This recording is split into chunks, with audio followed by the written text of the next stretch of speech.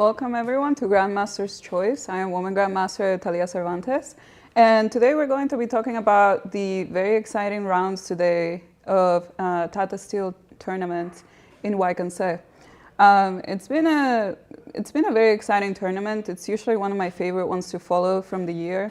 One of the most prestigious ones in the first 3 or 4 months of the year, so it's very exciting.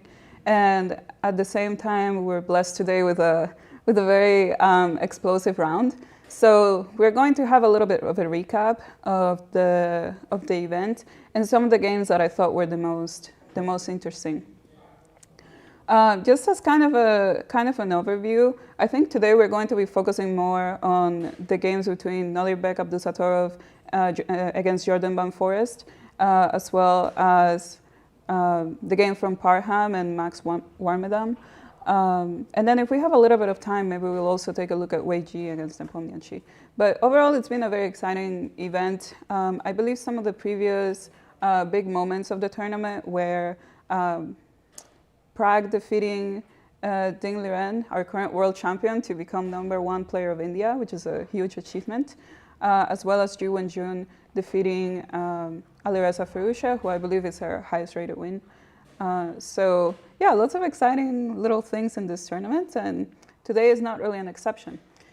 So the first game we're going to be taking a look at today, like I said, it's Nodirbek against Jorden van Foreest, and the game started off with e4, e5, knight f3, knight c6, bishop c4, very standard Italian, knight to f6, no knight g5, we don't do that here, d3, and d5 by Jorden van Foreest. This is a very interesting choice. I would say that you don't see it as often.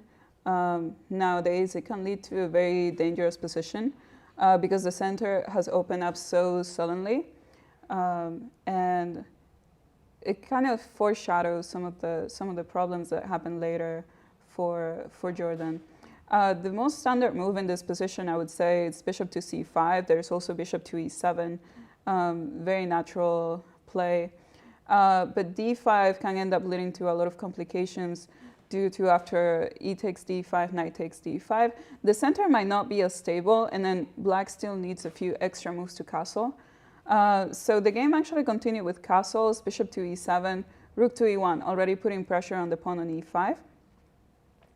And it's not necessarily that white is much better in this position, it's just a lot easier to play as white, right? Because all of the moves are coming in very naturally. The bishop on c4 tends to be very dangerous in this e4, e5 Italians.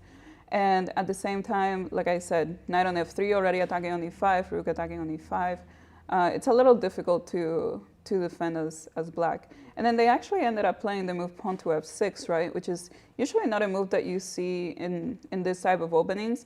Like I said, it could create even more problems in this diagonal with the bishop on c4. But on the surface, it just looks like a normal position, right? If white wants to be better, then they're going to have to do some sort of breakthrough in the center, which is not ready just yet. Bishop to b3 was played in the game. Very interesting move, just retreating the bishop, kind of, stabilizing all of the pieces before continuing. And Van Foreest decides to play with pawn to a5, right, which is a novelty in this position. It's kind of an unexpected move. The idea obviously is to gain space and also have the threat of pawn to a4. But at the same time, as we were mentioning earlier, one of the biggest things that you really need to do in the opening is get your pieces out, make sure that your king is getting to safety, and it doesn't really look like a5 is cooperating with those ideas, right? So after pawn to a5, pawn to c3 was played, knight to b6. And now we are getting to a very interesting position. Knight to h4 was played, and even though this is not the best move in the position, it's very interesting how Nodirbek, with the white pieces, the initiative in this position, is trying to provoke weaknesses in black's territory, right? Because the move knight to h4 comes with what threat? Queen h5? Yeah, queen h5 is coming. And then it's very difficult, actually, to do something about it, right? So if you're playing as black, in this position, probably the most natural continuation would be g6, which is what was played in the game. Although, interestingly enough, it is possible to play the move queen to d7. It looks very strange, but it's actually surprisingly okay for black. Queen to d7, queen to h5, you don't play g6 because knight takes g6. But instead, you can actually go king to d8, escaping the threat. And then now there's actually the idea of queen to g4 coming up. And then if black manages to trade the queens, then somehow the king on d8 has no problems at all, right? It's still very unclear, but queen to d7 is a move that could have been played, although it's very unnatural, I would say, right? Not only because you're allowing queen to h5, but also you're putting the queen right in front of the bishop that hasn't developed. So it's a very difficult move to make, right? Much more natural is the move that was played in the game, which is g6, as I was mentioning. But at the same time, this move creates a lot of weaknesses, right? And again, for the past few moves, we have seen the moves pawn to a5, knight to b6, pawn to g6 from black. So it's not super clear how they're making progress in the position, right? And then sooner or later, more soon than later, the break pawn to d4 is going to come, opening up the e-file, and then black is going to be under a lot of pressure, right? So in this position, after g6, white wants to ensure that the bishop stays in the long diagonal. This is a very common idea of the Italian and sometimes the Spanish as well, regardless of how specific this opening was. So the move pawn to a4 was played. And then now white has a very clear advantage in this position because they pretty much have no weaknesses. Nothing is going to challenge this bishop on b3. Like, black is not going to be able to castle short at any point. So they're going to have to come up with a different idea. d4 is still a big problem, right? This bishop can develop to e3, to h6. That's also another possibility. And overall, all of the white pieces will keep on finding their footing. Meanwhile, for black, it's not so clear what to do, right? Bishop to d6 was played. Oh, and I should mention as well that it was actually Van Foreest with the black pieces who was burning down a lot of time on the clock, which is very unusual because, as was mentioned in the broadcast with Daniel Naroditsky and David Howell, Van Foreest is a very creative player, and a lot of times when you see him play, you see him, as a top player, of course, being to some very deep preparation, playing quickly, and a lot of times he finds like these offbeat variations or maybe some pawn sacrifices in the openings to get some sort of initiative going. But here it just looks like his position is very uncomfortable and things are not going right for him, right? And once as a player, once you get to those type of positions, it's really difficult to get back up, right? Bishop to d6 was played, and then now what would be the most natural move here for white?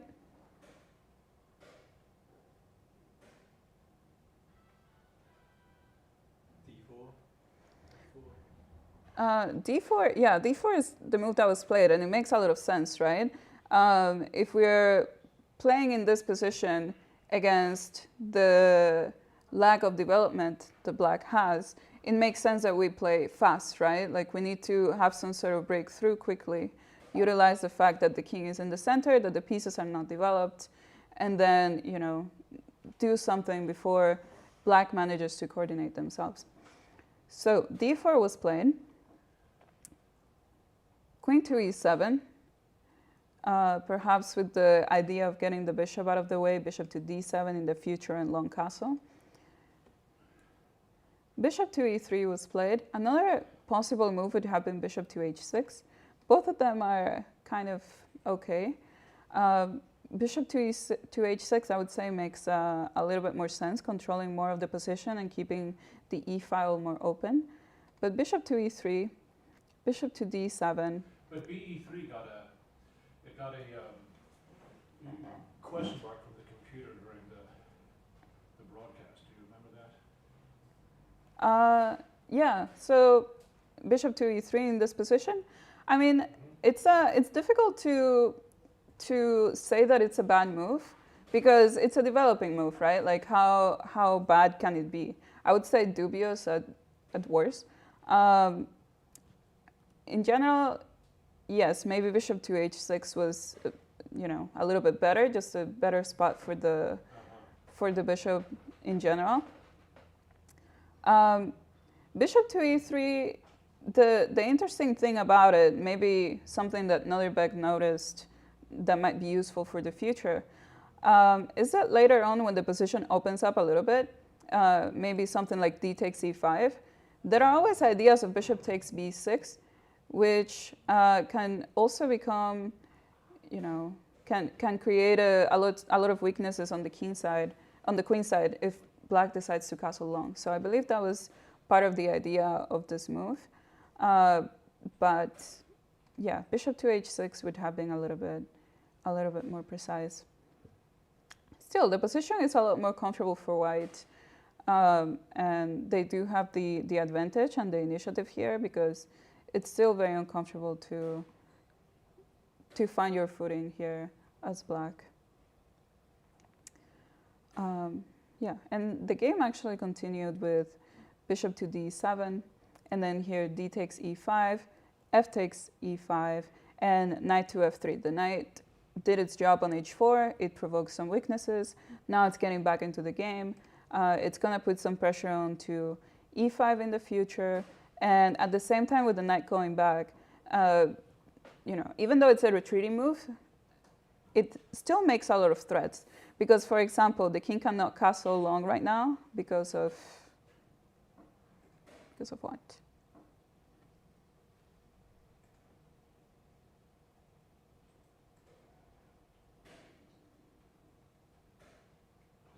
Bishop g5? Yeah, bishop to g5, right? And then with the help of the knight, there is this this threat, right, to gain some material.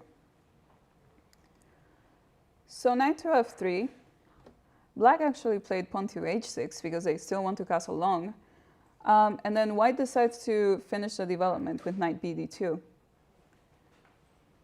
And the knight coming to d2 is not only a developing move, but at the same time, the knight is going to e4, right? And this square will kind of work as an outpost for the knight because it's going to be nearly impossible to get it kicked out of there. And at the same time, it still puts a lot of pressure onto the black pieces. Long castle was played, knight to e4, bishop to f5, and then how do we keep our domination in the position? Like, should we retreat or can we do something else?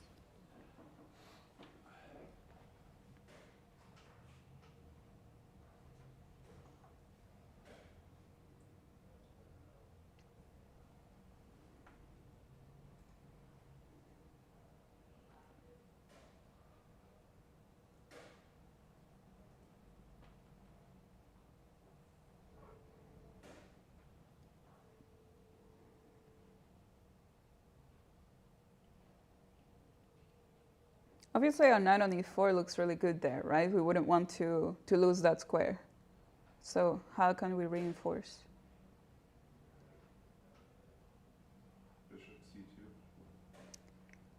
c2? I would say bishop to c2 is a possibility, but is it the bishop that you want on e4, or is it another piece? Maybe knight f d2? Yeah, knight fd2, right? This is the move that Nodirbek played. And it makes a lot of sense. Again, like the knight on e4 is such a great piece. It controls all over the board. It puts a lot of pressure onto this bishop. The ideas of bishop takes b6 are still kind of in the air. And overall, it just makes a lot of sense, right? The bishop coming to c2, I think it's fine. At some point, this bishop will have to find a better square than b3, which is kind of what happened in the game. But it is the piece that we want on e4. So knight fd2 was played. And you don't really need to be worried about, something in this file. If bishop takes, knight takes, there is not really a good square that this bishop can go to. If bishop to c5 to have some sort of discovery, you even have bishop takes c5 attacking the queen back. So it's completely fine.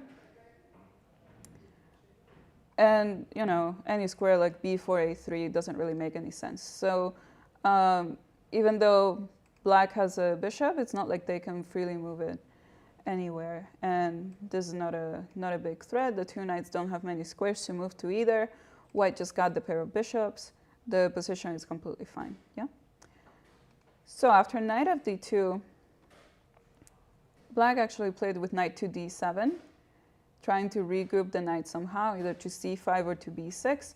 But overall, it is quite difficult to make progress.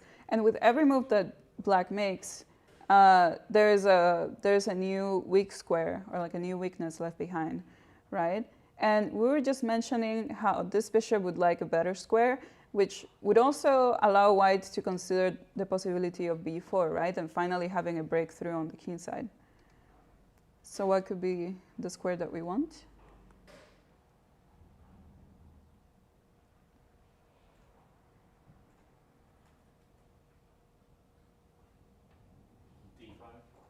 Yeah, bishop to d5. I saw your message too. Yeah, so bishop to d5, right? The knight on b6 no longer controls the square. Black is moving backwards, so we gotta move forward, right? And there are going to be more threats, right? The bishop takes c6, weakening all over the queen side. Maybe something like bishop c6, queen to e2 is coming, and the queen can get into h6. And overall, it's very difficult to defend, right? So, for example, after bishop to d5, knight to c5 was played. And now getting, you know, the last of the pieces involved, queen to e2. Queen to b5 is coming, and this is going to be a very dangerous move. There are threats on c5, c6, a5, maybe even b7 in the future. Things have clearly gone very, very wrong for black. And then while you're watching the game, you know, it clearly looks like white is better. But at the same time, well, I don't know about this exact position, but at the same time, the evaluation is something like +3. And then you're wondering, how is it possible that it's such a huge advantage?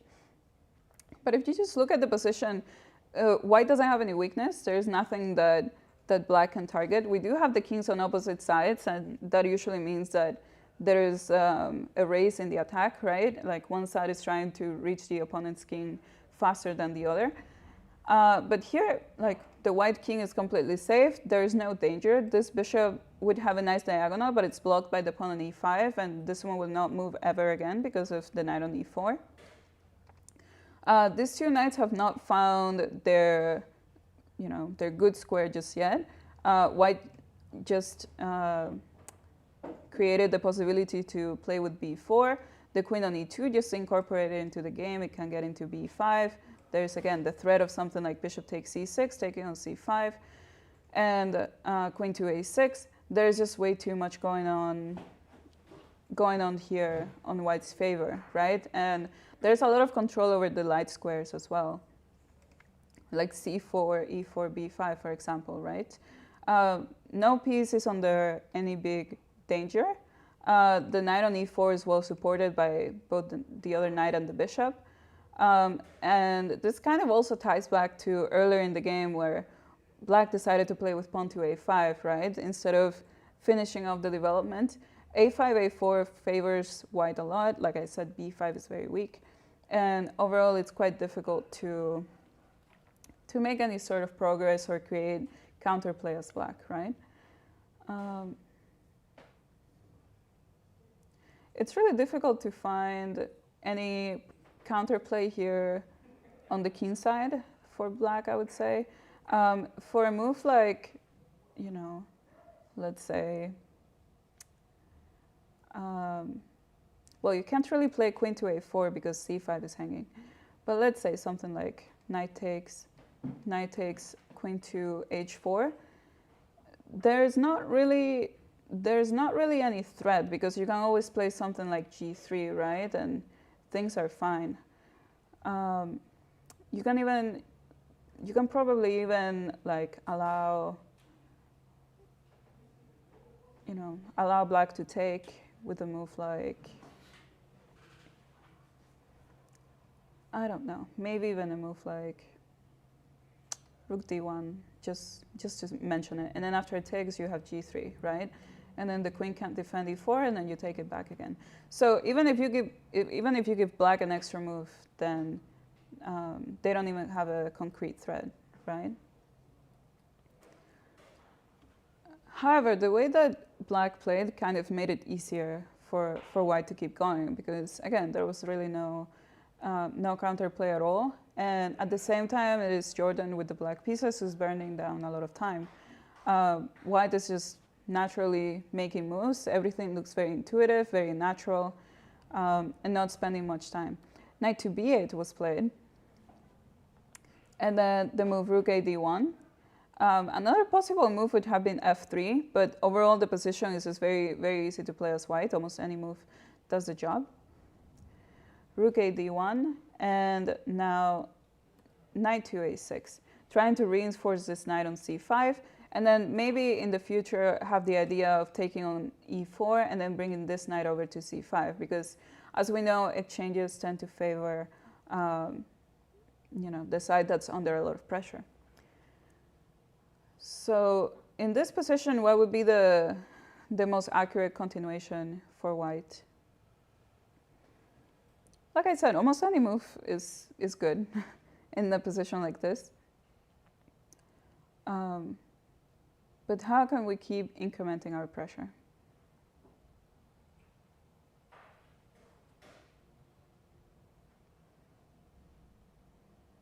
And at the same time, maybe it's not visible right now, but you also have to take into account that the fact that these two knights are like binded together, right? So if you kick one of them away, the other one becomes really compromised, right? So this can become an issue in the future too.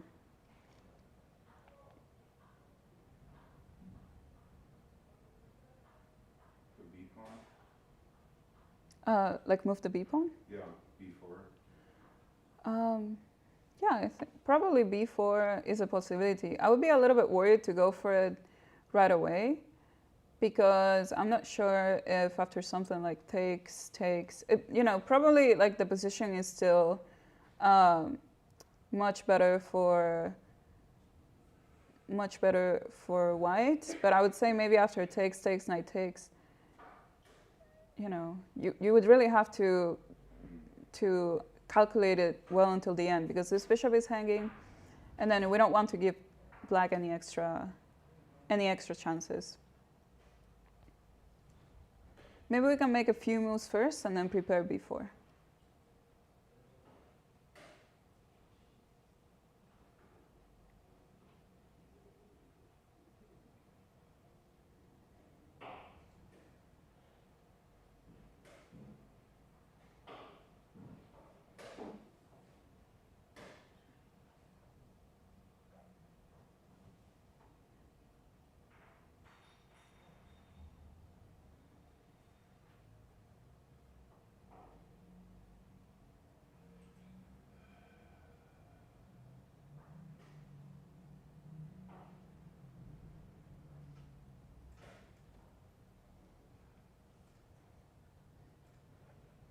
Any other ideas? If the knights are binded to one another, and if we know that if we attack one of them, the other one is compromised, we don't really want to give them the chance to move away, right? Or like get traded for one of our pieces. So what can we do? I got a call just at this point in the game, so I don't remember what was played. And what is calling me is bishop takes b7. Bishop takes b7. That's a very creative move.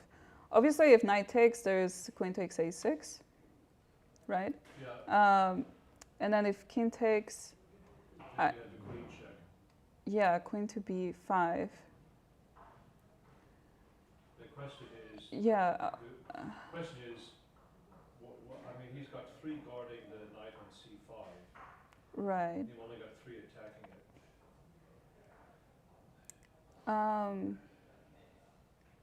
I have the feeling that there must be, I would like to believe that there is something in this position. But it's a little bit unclear. The thing is that, for example, if you make a move like b4, which I think would be nice, right? Because if knight takes, then you have time for queen a6. Yeah. Perhaps there is something like, well, I was gonna say bishop d7, but then there's queen a5.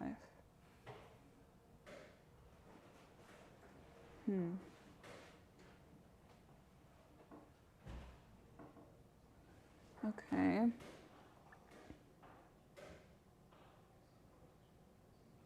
I would like to believe that this works somehow.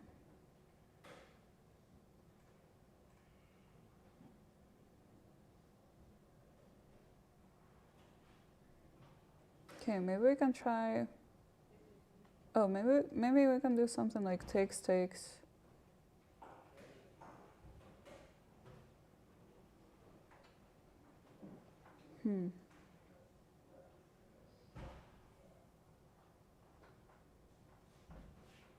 This is looking bad for black. It is, yeah.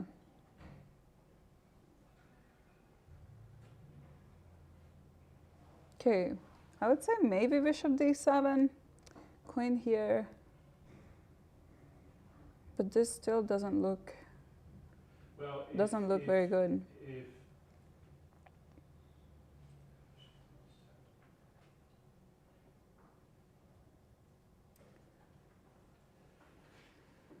Yeah, this might be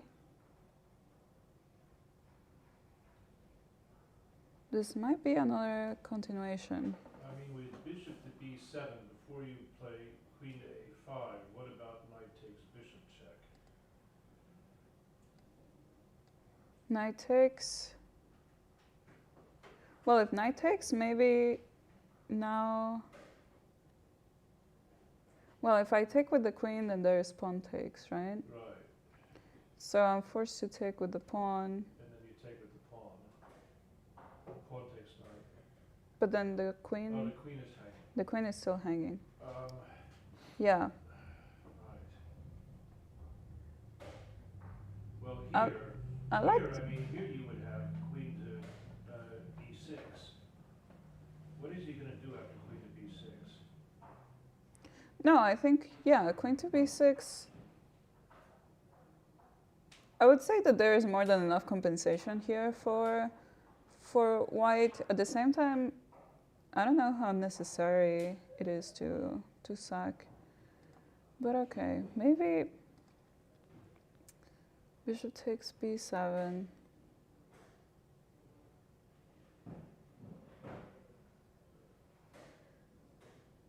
He has to take with the king, or he's... Yeah. He has to take with the king for sure. And then I wonder if maybe there's a more precise move than king to c8. King to c8 is the one that seems the most natural to me. Can you play king a7? That's what I was thinking. Maybe king a7, but at the same time, I don't like how there's this spin going on. But then you get b4 again, and it's just lost. I don't see any way for... Maybe after b4, something like takes. Maybe rook here. Yeah, but then you just play queen to a5. Hmm. And both knights are pinned. It's getting dicey. Maybe this. I'm not sure, because then if knight takes, then bishop takes. And I think somehow everything is protected. Maybe king a7 is a little bit better. Originally, I thought maybe it was bad because it's getting the king into the diagonal.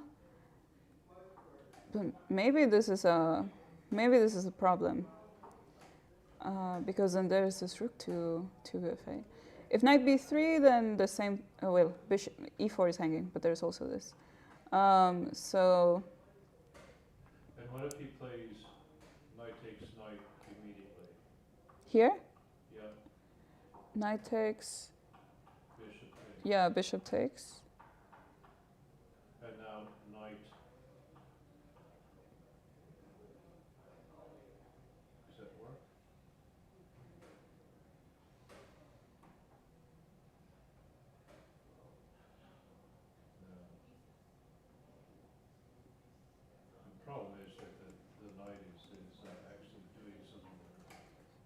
like you want to go knight b3?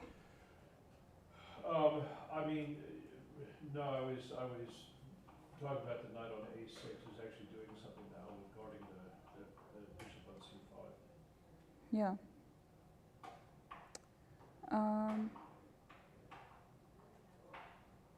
Yeah, maybe now it's getting more difficult. Yeah, Maybe king to a7 is maybe it's not so bad. the refutation. Yeah. Yeah, but that was bishop b7 is a very, very nice move. I hadn't thought about it. I would like to think that it works somehow, but at the same time, almost any move here is good for white. The position is kind of yeah, like essentially black has no counterplay, and if black doesn't have counterplay, there's also no real need for us to complicate things if we don't see the end of it. If we do see that the variation like fully works, then of course makes sense to go for it. But if we don't, then at the same time there's really no risk in taking a few extra moves. So yeah, maybe, I don't know, after bishop takes b7, king takes queen b5, king a7, it was difficult to come up with a follow-up. But in the game, knight takes d6 is what was played. And after this, it was very simple, the way that Nodirbek converted the position. Why? Because again, we're going to keep the two knights intact, and then we're going to finally get our knight into the game, and then start pressing with the idea of b4, right? So knight takes, c takes d4, c takes d6. If he had taken with the queen or with the rook, then there's knight to c4, also with a tempo. And then c takes, knight to c4 anyways, queen to c7, and queen to d2 was played. And now this position is very, very uncomfortable, right? There's really no way to continue. The idea of b4 is still at large, and then, you know, it's just really uncomfortable to get out of, to even try and get out of all of the threats, right? Yeah, for example, if knight to b3, which is a move that was recommended in the stream, then there's knight to b6, right? Yeah. And then if queen takes b6, bishop takes, knight takes d2, we have bishop takes d8. And then at the end of all of the captures, white ends up being up in exchange, right? So there's no knight b3, there's no clear way for black to improve their pieces. If, for example, if knight to d7, then there's a possibility of knight takes d6 as well, because if queen takes, bishop takes b7, with this discover attack. And overall, the position is just extremely uncomfortable. So actually, yeah, after move 24, Van Foreest decided to resign with the black pieces because the position is just so unbearable, right? And then, I mean, we're looking at it from the white side now. If we flip the board just for a second, it's hard to even imagine what would be your next move, right? Because if you do anything that, you know, that kind of seems like a waiting move, like, I don't know, rook here, then there's this b4 threat, right? And b4 is not only one threat, it comes with many more. So it's very, very hard to make moves, right? Not only the knight d6 idea or knight b6 or bishop b6 might be coming, but overall it's just too much pressure. Even b5 could be a problem in the future. And, you know, the position is just like, black is never going to recover. So yeah, it was a very quick, decisive win for Nodirbek with the white pieces. Very convincing. He's in the shared lead now. I was kind of rooting for him before the tournament started, so it's fun to see. And yeah, the game ended after queen to d2. Another game that I kind of wanted to briefly take a look at is the game between Parham and Max, which I'm not going to show the entire game. I'm just going to show the kind of the end of it. But it was a very exciting end to a game. At least it's something that I don't see very often. I would see more of this type of ending in a tournament like Title Tuesday, right? Rather than a classical event. But we have here this position. For the majority of the game, Max Warmerdam was actually outplaying Parham with the black pieces. He got a very comfortable position out of the opening, something like -2. And for majority of the game, he was, on the driver's seat. And even in this position, if you just kind of look at it, evaluate it for a moment, both sides may have equal material, but this pawn on a2 is extremely dangerous, right? It is white to move in this position. But this position is very, very dangerous. It's very different from reading theoretical rook endgames, right? Like you may read and you know how to do the Philidor defense, but then you find yourself into this position in any game, and then how is that helpful at all, right? So we have a very particular endgame here, and a lot of the question also comes from which pawn is faster, right? Like the pawn on a2 or the pawn on e5 that, like I said, it's white to move, just move to e6, right? So there's a question of which pawn is faster, and at the same time there is the question of which piece is better. Is it the bishop or is it the knight, right? In general, for endgames where there are pawns on both sides on both flanks, the bishop tends to be a little bit better because it can switch from one side of the board to the other quickly, right? Although here it's clearly more about pure calculation than just kind of evaluating the endgame itself, right? So after the move pawn to e6, clearly white also has dreams of promoting the pawn in the future. And if we promote right now with pawn to a1, then there's rook to a8, right? And then there's a very nasty skewer. So I just want to ask, after pawn to e6, what would be the move that you play here as black? I can even flip the board if you want. So it's a little bit, I don't know if that makes it easier. I'm a bit confused now. But, imagine your clock is ticking down, you're playing this broadcaster tournament with a camera staring at your face. What would you do here as black? The pressure that you were better the entire game, and now you got to prove something. What would you do?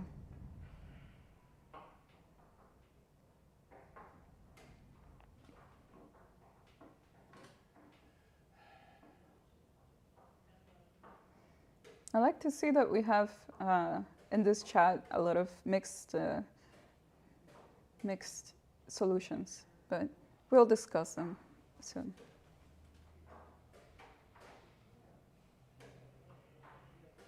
Can you try bishop a3?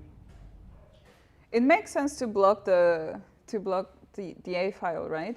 So we kind of have two options. One is rook to a3, the other one is bishop to a3. One is better than the other. The question is why, right? Is there a reason why you chose bishop to a3? I thought this was maybe the position where rook a3 was played in the game. Oh, okay. All right, that's fair. Yeah, afterwards they showed the ba3 too. Yeah, so bishop to a3 is a little bit better than rook to a3, as we'll see.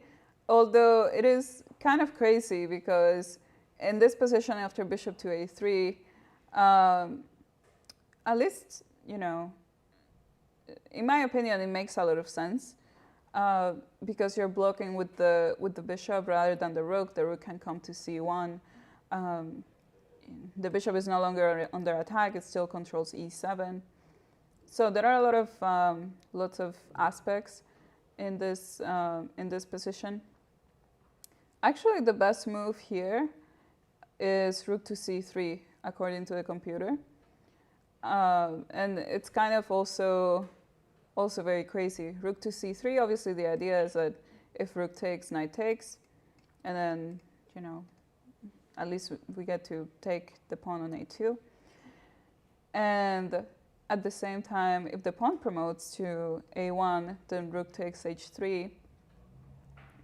And, you know, black is still winning, but they're going to have to be a little bit precise. However, after the move like queen to g1, it is, you know, it's very easy to get rid of all of the threats. e7 is not really something that we are worrying about. We can always give up the bishop. We have the threat of queen to g2, queen to g4. And if something like rook takes a3, king takes, and e7, trying to go with the pawn, there is queen to e1, knight to e3, and you might think, oh, wow, it's blocking. But thankfully, there's this check on b4, right? And somehow we're able to finally get rid of the e-pawn, right? So bishop to e3 would have been a very, very dangerous move. However, rook to a3 was playing the game. And, you know, it's just so crazy the way that this game goes, right? Because after rook to a3, rook takes c5, pawn promotes to a1, and then there's e7. I'm going to flip it back to white, sorry. Pawn goes to e7, and then I have never had this type of endgame in one of my games, I don't think. Maybe I've had, I don't know. I can't remember all of my games, but not at the top of my head. Maybe this is something that I would see on Title Tuesday when you're playing 3 minutes with 1 second increments, you know, and then on 1 second increment, anything can happen. But it's actually very difficult to understand how to continue here. And the position is actually equal now. After rook to a3, this line with rook c5, a1, bishop to e7, pawn to e7. It's not so clear what to do now. Maybe you guys recall the move that was played in the game, but do you know what would be a continuation here for black? You mean not to lose? Well, yeah, the position is equal right now. Right, so, right. Yeah. Right, because what he played was a blunder and he lost. Right, which is very heartbreaking too, I must say. But I was traumatized. Imagine it was your game, right? And you were playing 5-6 hours, trying to squeeze this endgame, this other 2700. With the black pieces, you did everything right in the opening. You outplayed him in the endgame. And now you have to close off the game, but things are getting messy. So. Can you try queen e1? Queen e1 is one of the moves. You can play queen to e1, and then there's king to f5, kind of the only move. Yeah, and then there's, for example, queen to b1, king to f6. And it's not so clear, but somehow this is okay. So it's difficult to even understand what's going on, but this is one way to equalize.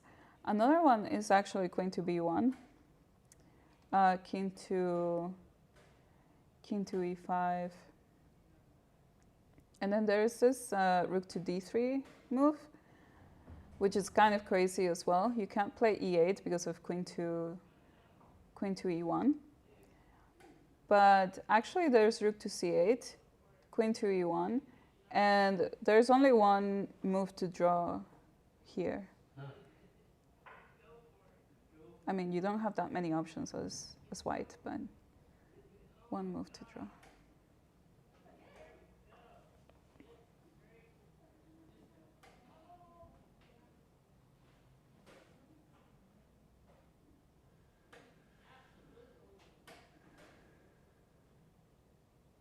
Looks like king to d6.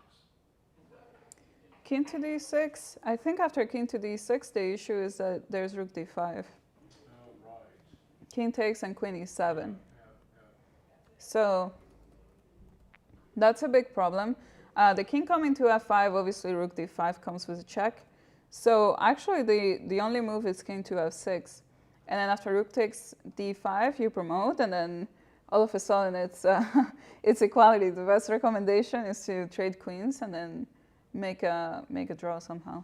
So yeah, these positions are extremely sharp. Who would have thought, right, that after rook to a3, this type of endgame would unravel? And after e7, I'm sure it was quite difficult to even, understand what was going on at the board, right? Because you might think, okay, I have a queen on the board, I should be able to win, and then all of a sudden it's not super clear. I am in a chess team, and I'm friends with a lot of grandmasters. Sometimes I play blitz with them, and then this is like the classic scenario of me outplaying them the whole game, and then at the end they have some little trick, like how white has here, and then I'm just so amazed at what's going on at the board, and then they end up swindling me. So that's what this type of game reminds me of. But yeah, after pawn to e7, Max actually played queen to h8, which is a losing move, surprisingly. You guys know why? Yeah, okay. Yeah, because of rook c8. So after rook c8, somehow there's just nothing that black can do. Obviously, if queen takes, there's knight b6, and then it's a huge issue.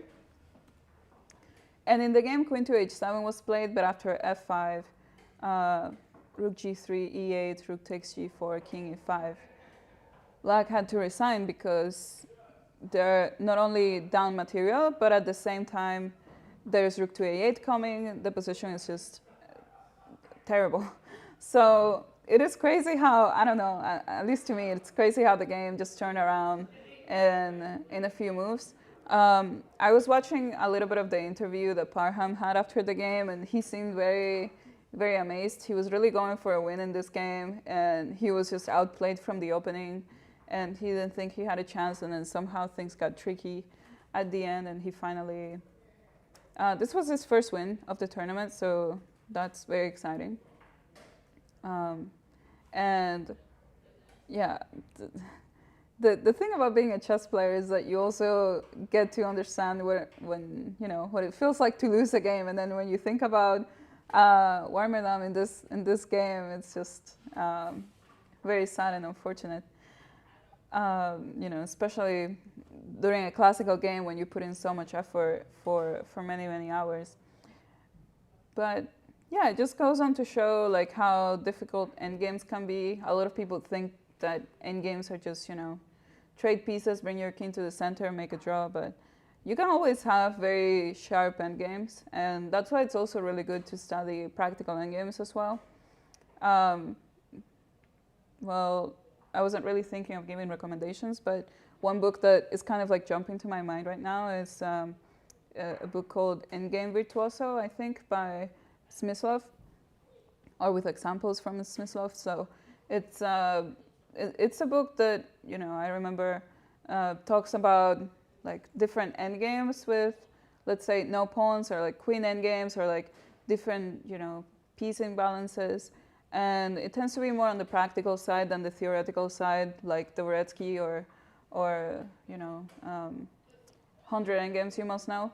So yeah, it's just really a mixture of calculation, understanding practical endgames, and then trying your best. These positions are very, very difficult. Like I said, I haven't had an endgame like this in my own games, but I've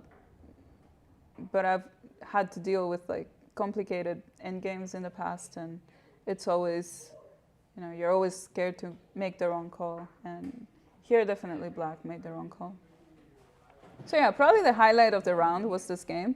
And then really quickly, since we have a little bit of time, I was very fascinated as well by the game between Wei Yi and Ian Nepomniachtchi. I thought that it was very, very interesting. I think I'm just going to briefly show the opening. It was a bishop's opening, which you also don't see in top games a lot. Personally, I remember that when I was a kid, I was taught to play queen to e2 in this position, and I played it a lot. The idea is to counteract any, future like d5 plan, because you always have takes and queen takes e5. So you just play naturally with knight to f3, castles, C3, kind of like typical Italian, but then you bring the rook from F1 to D1, since you have the free square. Play with D3 or D4, depending on the position, and then the usual, knight D2, knight F1, knight G3. But that's a topic for another day. It's not actually a good opening. D3 was played, C6, knight F3. Black actually had no problems, absolutely no problems out of the opening. The position was very standard. We see this E5 again, but the situation of the position is a lot different. A4, knight D7, castles, rook E1. Overall, yeah, just the position makes a lot of sense. White's knight doesn't really have a clear future, and since the pawns were traded and white is going to be the one putting pressure on the center, knight to B1 was played with the idea of going to C3, putting pressure on D5. There's also control over B5, maybe B5, D6. B6 was played, knight C3, bishop B7, knight B5. Like I said, knight D6 is coming. Queen to B8 and D4. We're just getting a very, very, close position in the center, but with a lot of different resources. White is obviously going to play for C4. Black has the center with D5 and E4. But at the same time, they lack a good bishop, right? Like if instead of the bishop being on B7, there was a bishop on I would like to say F4, but maybe that's a little bit unrealistic. Maybe like C7 or D6, the position might be different.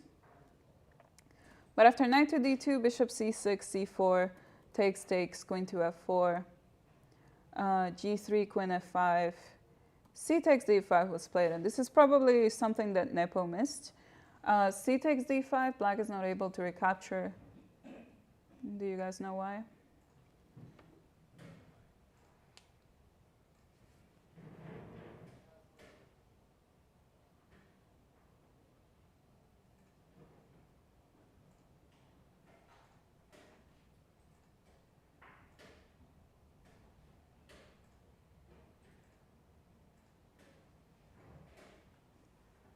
There's a tactic here.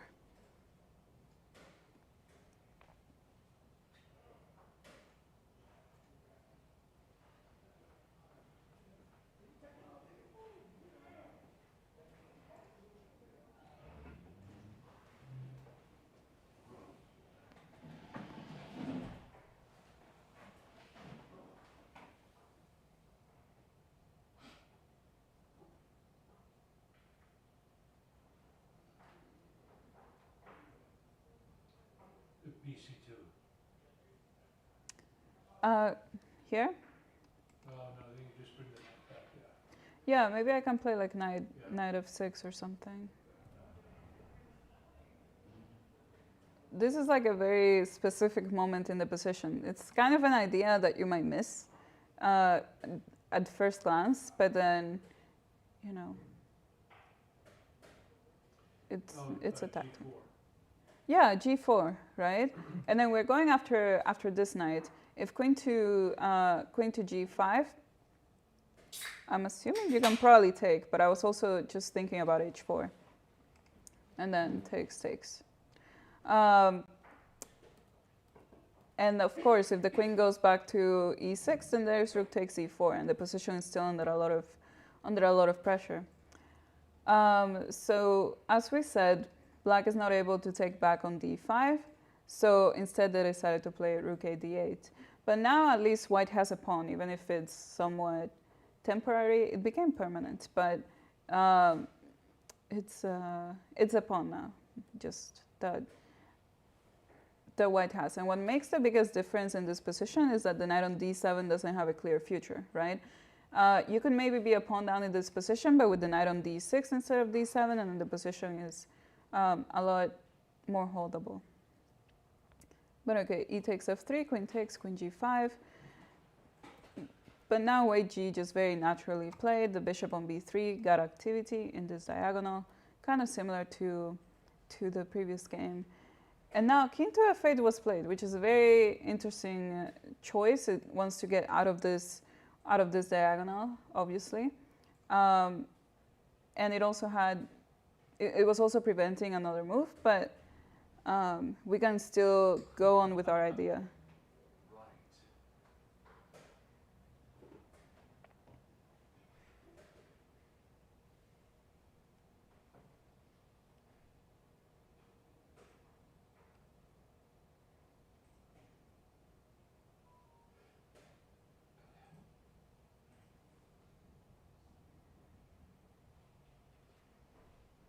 Come on,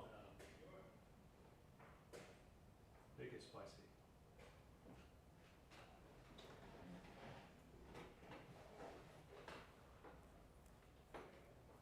Yeah, as long as we're able to open up the position of the king, yeah.